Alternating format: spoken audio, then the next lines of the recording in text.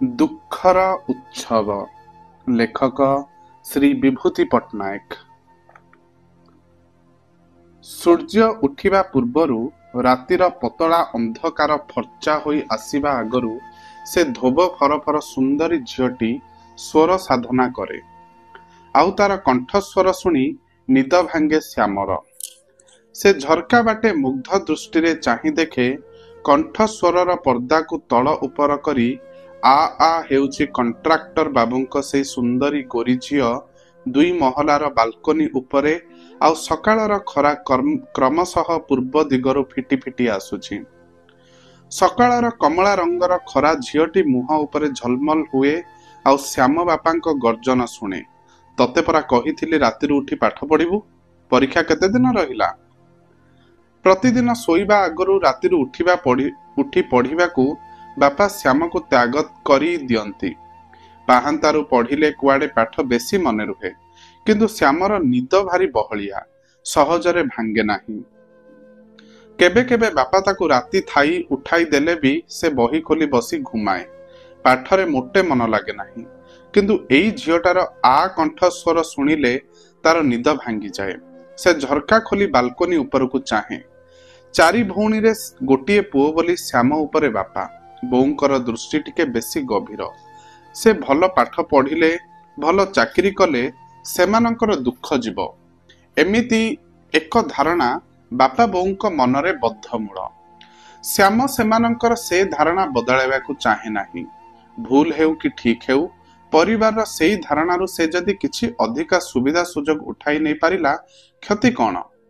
ବାପା ଘରେ ଯେଉଁ 5ଟା କୁକୁଡ଼ା ପାଳିଛନ୍ତି, ସେମାନଙ୍କ ଭିତରୁ କୌଣସି ଦିନ ଯଦି କେହି ଗୋଟାଏ ମାତ୍ର ଅଣ୍ଡା ଦେଲା, ତାହେଲେ ସେ ଅଣ୍ଡାଟି ସିଝା ହୋଇ ତା ପାଖକୁ ଚାଲି ଆସେ।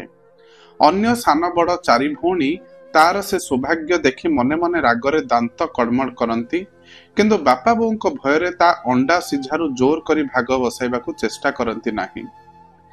ଶ୍ୟାମର ବାପା ଦିବାକର କେଉଁ ଏକ ସରକାରୀ ଅଫିସରେ ପିଅନ। ସେମାନେ ମାସିକ 40 ଟଙ୍କା ଭଡ଼ାରେ ଏ 2 ବଖୁରିଆ ଟାଇଲ ଛପର ସାନ ଘରଟି ଭଡ଼ା ନେଇ ରହିଛନ୍ତି। ଦିବାକର ମାସକ ଦରମା ଅଣ୍ଟେ ନାହିଁ ବୋଲି ସେ ସକାଳୁ ସାଇକେଲ ଧରି ଖବର କାଗଜ ବିକ୍ରି କରେ। ସେଥିପାଇଁ ତାକୁ ପାହା ପାହା ରାତିରୁ ସହଳ ଉଠି ଷ୍ଟେସନକୁ ଖବର କାଗଜ ଆଣିବାକୁ ଯିବାକୁ ହୁଏ। ଯିବା ଆଗରୁ ସେ ଶ୍ୟାମକୁ ଡାକି ଦେଇଯାଏ, ଏ ଶ୍ୟାମ, ତତେ ପାହାନ୍ତାରୁ ଉଠି ପଢିବାକୁ କହିଥିଲି ପରା, ଉଠ ଉଠ, ସକାଳ ହେଲାଣି। ବାପାର ଭୟରେ ଶ୍ୟାମ ଧଡ଼ପଡ଼ ହୋଇ ଲଣ୍ଠନ ଜାଳି ବହି ଖୋଲି ବସେ। ବାପା ସାଇକେଲ ଧରି ଦାଣ୍ଡକୁ ବାହାରି ଗଲା ପରେ ପୁଣି ସେ ଘୁମେଇ ପଡେ। ନିଦ ଭାଙ୍ଗେ ଯେତେବେଳେ କଣ୍ଟ୍ରାକ୍ଟର ବାବୁଙ୍କ ସେ ଧୋବ ଫରଫର ସୁନ୍ଦରୀ ଝିଅଟା ବାଲକୋନିରେ ବସି ସ୍ୱର ସାଧନା କରେ। ଗାଁରେ ତାର ନିଦ ଭାଙ୍ଗୁଥିବା କାଉର କା କା ରାବରେ ଏବେ ନିଦ ଭାଙ୍ଗୁଛି ସେ ଝିଅଟାର ଆ ଆ ଶବ୍ଦରେ। ଝିଅଟା ତାହେଲେ ସହରୀ କାଉ, କଥାଟା ଭାବି ମନେ ମନେ ହସି ଉଠେ ଶ୍ୟାମ। ବାଲକୋନିଟା ଖୁବ୍ ଉଚ୍ଚ। ସେ ଝିଅଟା ତାର ହସ ଏତେ ଉପରୁ ସେଥିପାଇଁ ଦେଖିପାରେ ନାହିଁ। ଶ୍ୟାମର ବଡ଼ ଭଉଣୀ ବୋଲି ଦାଣ୍ଡ ପିଣ୍ଡା ଝାଡୁ ଦେବା ବେଳେ କଣ୍ଟ୍ରାକ୍ଟର ବାବୁଙ୍କ ଚାକର ଧୁନା ବାବୁଙ୍କ ସହ ଜିଭ ଲହ ଲହ କରୁଥିବା ସେ ରୁମୁରୁମିଆ ଭାଲୁ ମାର୍କା ବିଦେଶୀ କୁକୁରଟାକୁ ରାସ୍ତାରେ ବୁଲାଇ ନିଏ ପ୍ରତିଦିନ। ଧୁନା କୁଆଡେ କେବଳ ସେଇ କୁକୁରଟା ଭଲ ମନ୍ଦ ବୁଝିବା ପାଇଁ ଦରମା ନେଇ ରହିଛି। ପ୍ରତିଦିନ ସେ କୁକୁରର ସାରା ଦେହର ଲୋମକୁ ବ୍ରଶ ଦେହରେ ସଫା କରେ, ତା ପାଇଁ ଦୋକାନରୁ ପ୍ରତିଦିନ ମାଂସ ଆଣିଦିଏ। ସଞ୍ଜ ସକାଳେ କୁକୁର ବେକର ଚେନକୁ ହାତରେ ଧରି ରାସ୍ତାରେ ବୁଲାଏ। ଚେନଟା ହାତରୁ ଖସିଗଲେ କୁକୁର ତା ହାବୁଡେ ପଡିବା ଯେକୌଣସି ଲୋକର ମାଂସ ଝୁଣି ଖାଇଯିବ। ଏଇ ଭୟରେ ଧୁନା ଚେନ ହାତରେ ଧରି ରାସ୍ତାରେ ଯାଉଥିବା ବେଳେ ମଧ୍ୟ ଲୋକେ ତା ପାଖାପାଖି ଯିବା ଆସିବା କରନ୍ତି ନାହିଁ। କଣ୍ଟ୍ରାକ୍ଟର ବାବୁଙ୍କ ଭାଲୁ ମାର୍କା ଧଳା ରୁମୁରୁମିଆ କୁକୁରଟା ସେଥିପାଇଁ ରାଜକୀୟ ଭଙ୍ଗୀରେ ରାସ୍ତାରେ ଚାଲୁଥିବା ବେଳେ ବୁଲି ଆଁ ମେଲା କରି ବିସ୍ମୟରେ ତା ଆଡକୁ ଅନାଇ ରହେ। ଶ୍ୟାମ ତ ବଡ଼ ଭଉଣୀ ଭଳି କଣ୍ଟ୍ରାକ୍ଟର ବାବୁଙ୍କ କୁକୁରକୁ ଭୟ କରେ ନାହିଁ, ବରଂ ଈର୍ଷା କରେ ମନେ ମନେ। କାରଣ ସେ ଛକ ଉପର ତାଳପତ୍ର ତାଟିଘେରା ମାଂସ ଦୋକାନରୁ ଧୁନା ଯେତେବେଳେ 250 ଗ୍ରାମର ଛେଳି ମାଂସ କୁକୁର ପାଇଁ ନେଇଯାଏ, ତାର ମନ ଖୁବ୍ ଖରାପ ହୋଇଯାଏ। କୁକୁର ଜନ୍ମ ପାଇ ସେ ପ୍ରତିଦିନ ମାଂସ ଖାଉଛି, ଆଉ ମଣିଷ ହୋଇ ମାସରେ ଥରେ ହେଲେ ତା ଜିଭ ମାଂସ ତରକାରୀର ସ୍ୱାଦ ଚାଖୁନି।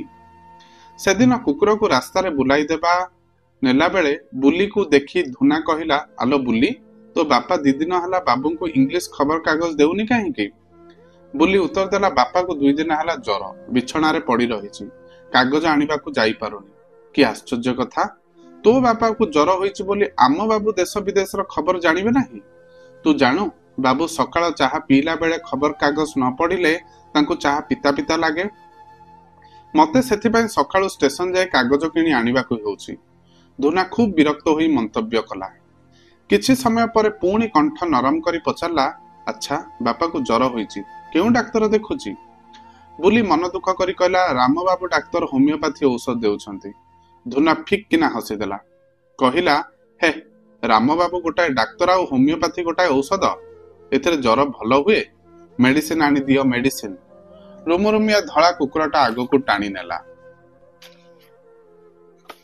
ବୁଲିର କଥା ଶୁଣିବାକୁ ଅପେକ୍ଷା ନକରି ଧୁନା କୁକୁର ପଛେ ପଛେ ଚେନ୍ ଧରି ଦୌଡ଼ିଲା। ଚୁପଚାପ ବୁଲି ଆଉ ଧୁନାର କଥୋପକଥନ ଶୁଣୁଥିଲା। ଧୁନାର କଥା ଶୁଣି ସେ ଖୁବ୍ ଅପମାନ ବୋଧ କଲା। ସେ ଯାହା କହୁଥିଲା ତାହା ହୁଏତ ସତ୍ୟ ହୋଇପାରେ, କିନ୍ତୁ ଯେପରି ଭାବରେ ତୁଚ୍ଛ ତାଚ୍ଛଲ୍ୟ କରି କଣ୍ଟ୍ରାକ୍ଟର ବାବୁଙ୍କ ଚାକର ତାଙ୍କର ଦାରିଦ୍ର୍ୟ ପ୍ରତି ଆଙ୍ଗୁଠି ଦେଖାଇ ଦେଇଗଲା, ସେଥିରେ ତାକୁ ଖୁବ୍ କଷ୍ଟ ହେଲା। ବଡ ଲୋକଙ୍କୁ ଉତ୍ତର ନାହିଁ, ସେମାନଙ୍କ ଚାକର ବାକରଙ୍କୁ ମଧ୍ୟ ନୁହେଁ। ମାସରେ ପ୍ରାୟ କୌଣସି ଦିନ ନା କୌଣସି ଦିନ ଗୋଟାଏ କିଛି ଉତ୍ସବ ଲାଗି ରହିଥାଏ କଣ୍ଟ୍ରାକ୍ଟର ବାବୁଙ୍କ ଘରେ। ସେଥିପାଇଁ ବର୍ଷକେ 4 ମାସ ତାଙ୍କର 2 ତଳ ପ୍ରାସାଦ ବିଭିନ୍ନ ରଙ୍ଗର ବିଜୁଳି ଆଲୁଅରେ ସଜ୍ଜିତ ହୁଏ। ଅନେକ ରଙ୍ଗର କାର ଆସି ତାଙ୍କ ଘର ପାଖ ଗଳିରେ ପାର୍କ କରେ। ଆଗେ ଶ୍ୟାମ ସେଇ ଉତ୍ସବ ମୁଖରିତ ଦିନ ଗୁଡିକରେ କଣ୍ଟ୍ରାକ୍ଟର ବାବୁଙ୍କ ଘରକୁ ଭୋଜି ଖାଇବାକୁ ଆସିଥିବା ଲୋକମାନଙ୍କ ପୋଷାକ ପତ୍ରକୁ ଲକ୍ଷ୍ୟ କରୁଥିଲା। ଅତିଥିମାନେ କାରକୁ ଓହ୍ଲାଇ ଗଲାବେଳେ ସେମାନଙ୍କ ଦେହ ଓ ପୋଷାକ ପତ୍ରରୁ ବାହାରୁଥିବା ମଧୁର ସୁଗନ୍ଧକୁ ଆଘ୍ରାଣ କରୁଥିଲା। ଏବେ ସେ କେବଳ ଝରକା ବାଟେ ଚାହିଁ ଚାହିଁ କାର ମାନଙ୍କ ସଂଖ୍ୟା ଗଣନା କରେ ଆଉ ସେମାନଙ୍କ ନମ୍ବର ପ୍ଲେଟକୁ ଚାହିଁ ରହେ। ସେମାନେ କେତେ ଦରିଦ୍ର, କେତେ ଛୋଟ ସାମାନ୍ୟ, ସେ କଥା କଣ୍ଟ୍ରାକ୍ଟର ବାବୁଙ୍କ ଘର ପାଖରେ ସେମାନେ ଭଡା ଘର ନେଇ ରହି ନଥିଲେ ଶ୍ୟାମ ବୁଝିପାରନ୍ତା ନାହିଁ। ଦିନେ ଦିନେ ତାର ବଡ ଭଉଣୀ ବୁଲି ଆସି କହେ, କଣ୍ଟ୍ରାକ୍ଟର ବାବୁଙ୍କ ବଡ ଝିଅ ଓଠରେ ଯେମିତି ନାଲି ଲଗାଉଛି, ତୁ ମତେ ସେମିତି ଗୋଟେ ନାଲି ରଙ୍ଗ କିଣିଦେ। ଶ୍ୟାମ କହିଲା, ମୋର ଟଙ୍କା କାହିଁ?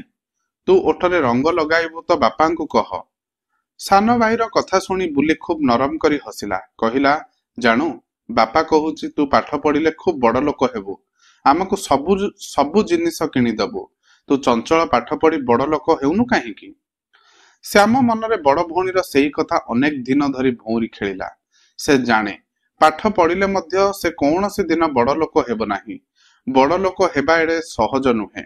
ବାପା କେବଳ ନିଜ ମନକୁ ବୁଝାଇବା ପାଇଁ ସେ ପାଠ ପଢି ବଡ ହେବା କଥା କହୁଛି। ସେଦିନ ସ୍କୁଲରୁ ଫେରି ଶ୍ୟାମ ଦେଖିଲା ଅନେକ କାର କଣ୍ଟ୍ରାକ୍ଟର ବାବୁଙ୍କ ଘରକୁ ଆସୁଛି, କିନ୍ତୁ ଉତ୍ସବର କୌଣସି ସ୍ୱର ଶବ୍ଦ, ପାଟିତୁଣ୍ଡ, ହୋ ହାଲ୍ଲା ଶୁଣା ଯାଉ ନାହିଁ। ଜଣେ ମନ୍ତ୍ରୀଙ୍କ ଗାଡି ଆସିଲା। ସେ ମନ୍ତ୍ରୀ ତାଙ୍କ ସ୍କୁଲକୁ ଥରେ ପୁରସ୍କାର ବାଣ୍ଟିବାକୁ ଯାଇଥିଲେ। ଶ୍ୟାମ ତାଙ୍କୁ ଚିହ୍ନି ପାରିଲା। ଆଉ ସବୁ ଅନେକ ବଡ ବଡ ଲୋକ କାରର କଣ୍ଟ୍ରାକ୍ଟର ବାବୁଙ୍କ ଘରକୁ ଆସିଲେ, ପୁଣି କିଛି ସମୟ ରହି ଚାଲିଗଲେ। ସଞ୍ଜ ହେଲା, ଗୋଟିଏ ହେଲେ ନାଲି ନେଳି ବିଜୁଳି ବତି ଜଳିଲା ନାହିଁ। ଶ୍ୟାମ ସନ୍ଦେହରେ ପଡିଗଲା, ଏ କି ପ୍ରକାର ଉତ୍ସବ? ବଡ ଲୋକମାନେ କାର ଚଢି କଣ୍ଟ୍ରାକ୍ଟର ବାବୁଙ୍କ ଘରକୁ ଆସୁଛନ୍ତି, ଅଥଚ ତାଙ୍କ ଘରେ ରଙ୍ଗୀନ ଲିଚୁ ବିଜୁଳି ବତି ମାନ ଜଳୁନାହିଁ, ରେକର୍ଡ ବାଜୁନାହିଁ, କାହାରି ମୁହଁରେ ହସୁ ନାହିଁ, ସବୁ ଚୁପଚାପ। କଣ୍ଟ୍ରାକ୍ଟର ବାବୁଙ୍କ ଘରେ ଭୋଜି ଭାତ ହେଉଥିଲେ ତାଙ୍କ ଘର ଆଡେ ନ ଯିବା ପାଇଁ ବାପା ବୋଉ ତାଗିଦ କରି ଦେଉଥିଲେ। ଶ୍ୟାମ ସେଥିପାଇଁ ବାବୁଙ୍କ ଘରେ ଉତ୍ସବ ଦିନ ଚୁପ ଚୁପ ଘର ଭିତରେ ଲଣ୍ଠନ ଜାଳି ପଢି ବସେ। ପାଠ ପଢାରେ ମନ ଲାଗେ ନାହିଁ, ତଥାପି ତାକୁ ବସି ରହିବାକୁ ହୁଏ। ଆଜି କିନ୍ତୁ ସେ ଚୁପଚାପ ବସି ପାରିଲା ନାହିଁ। କାହାକୁ କିଛି ନ କହି କଣ୍ଟ୍ରାକ୍ଟର ବାବୁଙ୍କ ଫାଟକ ଡେଇଁ ଭିତରକୁ ଚାଲିଗଲା। ଉପର ମହଲା ପାହାଚକୁ ଲୋକେ ତଳକୁ ଆସୁଛନ୍ତି ଏବଂ କେତେ ଲୋକ ପାହାଚ ଚଢି ଉପର ମହଲାକୁ ଉଠି ଯାଉଛନ୍ତି। କେହି କାହାରିକୁ କିଛି ପଚାରୁନି, ତଳୁ ଉପରକୁ ଯିବାକୁ ବାଧା ଦେଉନି। ସେମାନଙ୍କ ସହିତ ଶ୍ୟାମ ମଧ୍ୟ ପାହାଚ ଚଢି ଉପର ମହଲାକୁ ଉଠିଗଲା। ଦେଖିଲା କଣ୍ଟ୍ରାକ୍ଟର ବାବୁଙ୍କ ଶୋଇଲା ଘର ଦୁଆର ମୁହଁରେ ଅନେକ ଲୋକ ଠିଆ ହୋଇଛନ୍ତି। ସେ ଯେଉଁ ଗୋରା ତକ୍ତକ ସାହେବୀ ଝିଅଟା ନିତି ସକାଳୁ ଉଠି ସ୍ୱର ସାଧନା କରେ, ସେ ମଧ୍ୟ ଠିଆ ହୋଇଛି। ତା ଆଖିରୁ ଧାର ଧାର ଲୁହ ଗଢି ଆସୁଛି। ଝିଅଟା ମୁହଁରେ ଲୁହ ଆଦୌ ମାନେ ନାହିଁ। ସଂସାରରେ ଜଣେ ଜଣେ ଝିଅ ଅଛନ୍ତି ଯେଉଁମାନେ ହସିଲେ ସୁନ୍ଦରୀ ଦେଖାଯାନ୍ତି, କାନ୍ଦିଲେ ବାନ୍ଦେରୀ। ଶ୍ୟାମକୁ ଦେଖି ଧୁନା ପଚାରିଲା, ତୁ ଇଆଡେ କୁଆଡେ? ଭୟ ପାଇ ଯାଇ ଶ୍ୟାମ ଉତ୍ତର ଦେଲା, କଣ ହେଉଛି ଦେଖିବାକୁ ଚାଲି ଆସିଲି। ସମସ୍ତେ ମୁହଁ ଶୁଖାଇଛନ୍ତି କାହିଁକି? ଧୁନା ତା ହାତ ଧରି ଟାଣି ଟାଣି ତଳକୁ ନେଇ ଆସିଲା। ଓଠ ପାଖରେ ହାତ ଆଙ୍ଗୁଠିରେ ଚୁପ୍ ରହିବା ପାଇଁ ଇଙ୍ଗିତ ଦେଲା। ତଳକୁ ଆସିଲା ପରେ ସେ ଶ୍ୟାମକୁ କହିଲା, ବାବୁଆଣୀ ଆଉ ବଞ୍ଚିବେ ନାହିଁ। ସବୁ ଡାକ୍ତର ଦେଖି କହିଗଲେଣି। ମନ୍ତ୍ରୀ ଦେଖିବାକୁ ଆସିଥିଲେ। ସମସ୍ତଙ୍କ ମନ ଖରାପ। ବଡ ଲୋକଙ୍କ ଘରେ ବି ଦୁଃଖ ଅଛି। ସେମାନଙ୍କ ଘରେ ବି ସମସ୍ତଙ୍କର ସମୟ ପଡିଲେ ମନ ଖରାପ ହୁଏ। ସେ କଥା ଏଇ ପ୍ରଥମ ଜାଣିଲା ଶ୍ୟାମ। ହଠାତ୍ ଏକ ନିଷ୍ଠୁର ଆନନ୍ଦରେ ତାଳରୁ ତଳିପା ଯାଏ ଏକ ପୁଲକ ସିଂହରଣ ଶ୍ୟାମ ଦେହ ସାରା ଖେଳିଗଲା। ଧନ୍ୟବାଦ।